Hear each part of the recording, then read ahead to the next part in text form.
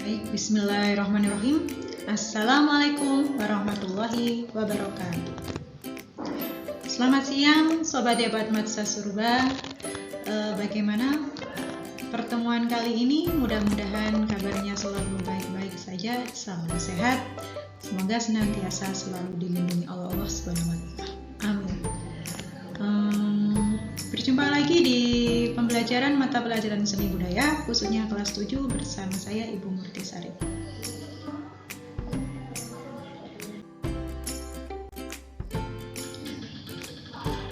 Sebelum Bu Sari ke tujuan materi, mari kita buka dulu pembelajaran kali ini dengan doa.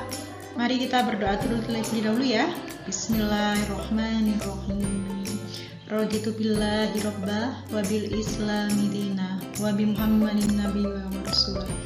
Rabbi zidni ilma warzuqni fahma waj'alni minas sholihin. Amin amin ya rabbal alamin. Oke, tujuan materi kita kali ini yaitu mengekspresikan diri melalui karya ragam bias dan non geometris. Nah, kalau minggu lalu kita menggambar ragam bias geometris, kalau sekarang Ibu Sari mengajak ke ragam bias non geometris.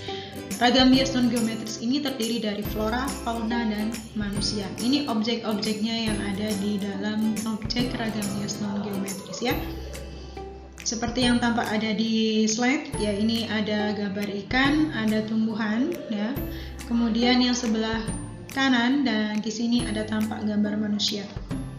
Nah, ini semua bisa diaplikasikan ke karya-karya tekstil atau karya-karya desain tekstil yang ada di sekitar hidup kita sehari-hari. Baik, kita lanjutkan.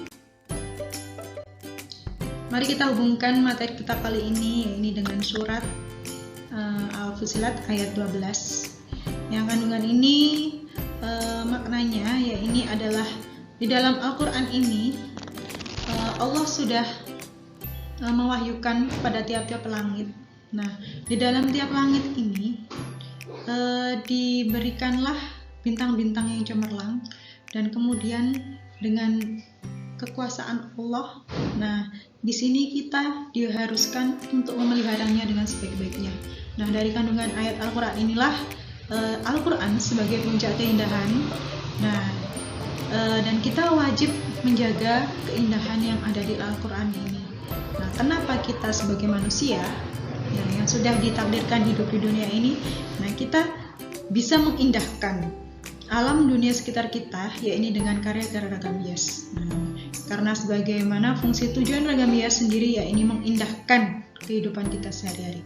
Oke, kita lanjutkan ke materi selanjutnya. Selanjutnya yang pertama, kita buka dulu dengan merancang. Nah, kali ini kita merancang ragam bias non-geometris ya.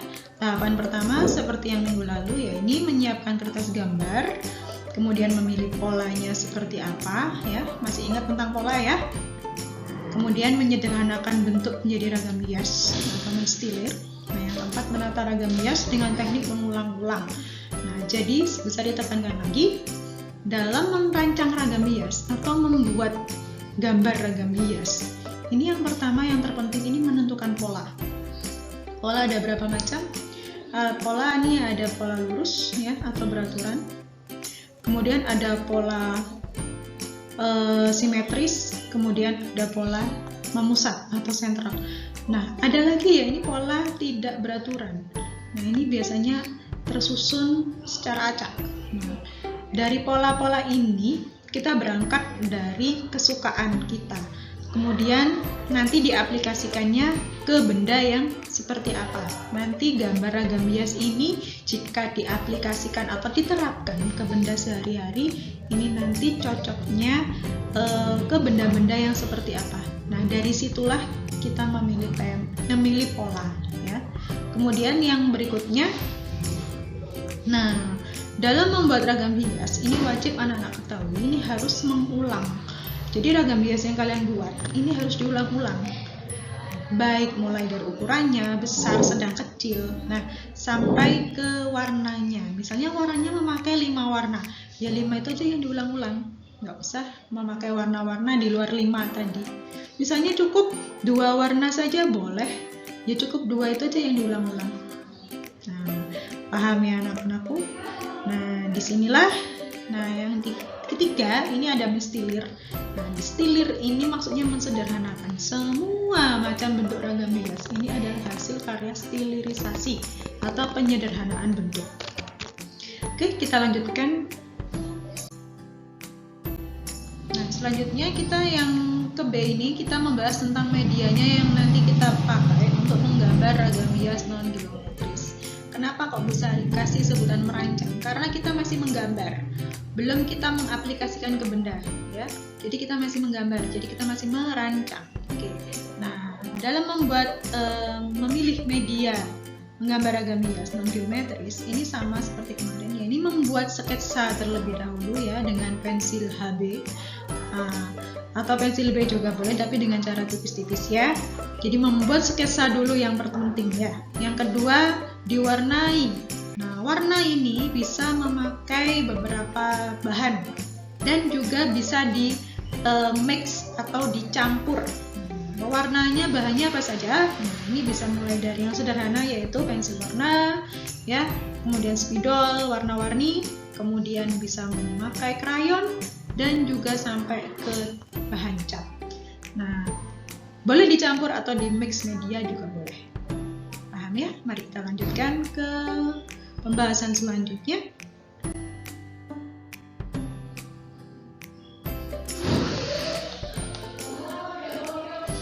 Nah, teknik berkarya ragam hias non-geometris ini yang pertama ya, sama seperti yang pertemuan yang lalu dalam menggambar ragam hias geometris ya. Yang pertama, memperhatikan polanya terlebih dahulu yang akan digambar. Kalau sudah mengetahui polanya, maka kita akan terbentuk ide-ide kreatif kita. Jadi misalnya mau pola lurus atau pola simetris atau mau pola memusat, atau pola acak. Nah, ini baru nanti kita ide-ide ini nanti akan mengalir dengan sendiri. Persiapkan alat dan medianya yang dipakai apa ya, sesuai dengan yang dimiliki, atau sesuai yang disukai. Kemudian tentukan ukuran pola yang akan dibuat. Jadi ukurannya seperti apa, ukurannya seberapa besarnya, tentukan dengan sesuai dengan yang kalian butuhkan nantinya. Kemudian menyiapkan yang telah dibuat sebelumnya. Ini menyiapkan sketsa ya, jadi menyiapkan gambar sketsanya terlebih dahulu. Kemudian buat bentuk yang sama ya. Bentuk yang sama ini bisa dengan cara dijiplak. Ini contohnya jika kalian membuat karya ragam hias lebih dari satu. Nah, ini bisa dengan cara dijiplak. Kemudian warnai gambar pada benda yang dihiasi dengan cat akrilik. Nah, ini mulai tahapan terakhirnya, ya ini mewarnai gambar pada benda yang dihiasi nanti. Karena kita masih membuat karya rancangan, jadi kita warnai gambar yang ada pada kertas, oke? Sesuai dengan jenis bahan yang dipakai ya.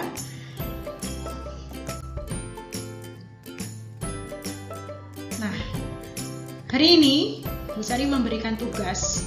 Tolong tugas hari ini mohon dikerjakan dengan sungguh-sungguh. Jangan seperti tugas yang minggu lalu ya, karena minggu lalu beberapa anak masih belum mengumpulkan tugas. Jadi untuk hari ini nanti tolong dicek di Google Classroom-nya.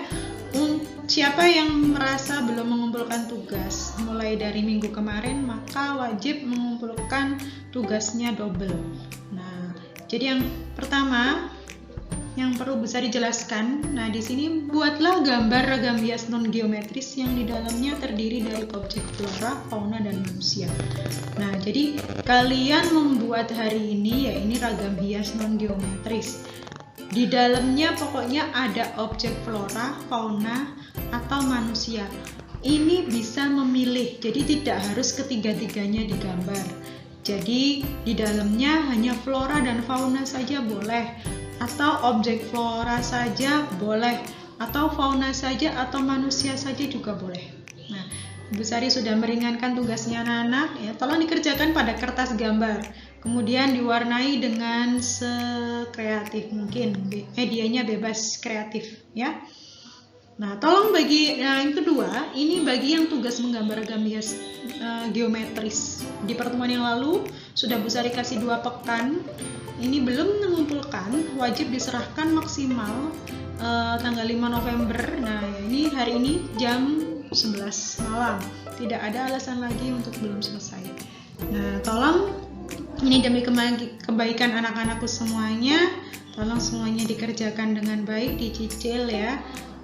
Bu Sari sudah memberikan tenggat waktu yang sudah banyak, kelonggaran waktunya sudah cukup sekali. Silakan untuk anak-anak sendiri untuk motivasi belajarnya di rumah diperbanyak ya. Alhamdulillah anak-anakku semuanya kelas 7, apa yang Bu Sari sampaikan di pertemuan praktek menggambar ragam hias non geometris ini telah selesai. Nah, semoga tugas-tugasnya dan beberapa materi yang bisa disampaikan tadi bisa kalian terima dengan mudah dan bisa kalian kerjakan tugas-tugasnya dengan lancar. Nah, mari kita tutup pembelajaran dan pertemuan kita kali ini dengan bacaan surat Al-Asri dan doa kafaratul majlis. Bismillahirrahmanirrahim. Wal asri innal insana lafi khusr illal ladzina amanu wa amilus solihati wa tawassaw bil haqqi wa tawassaw bis sabr. Bismillahirrahmanirrahim. Subhanakallahumma wa bihamdika asyhadu an la ilaha illa anta astaghfiruka wa atubu ilaik. Assalamualaikum warahmatullahi wabarakatuh.